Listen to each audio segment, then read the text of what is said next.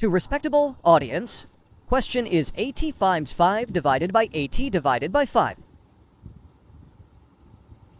80 times 5 is equal to 400. Divided by 80 divided by 5 is 16. Now, we will divide it 400 divided by 16. So, 16 twos are 32. And 8 will be carry, it will become 80. So 16. 5s are 80, which is our answer.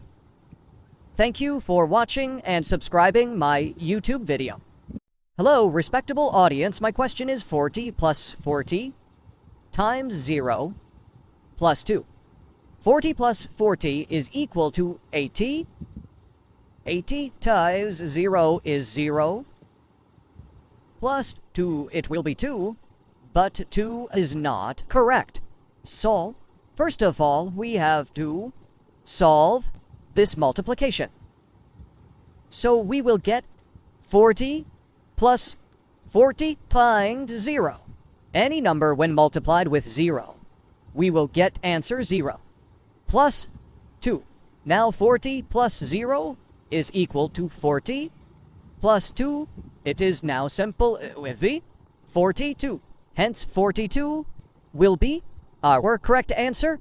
Thank you for watching and subscribing my YouTube channel.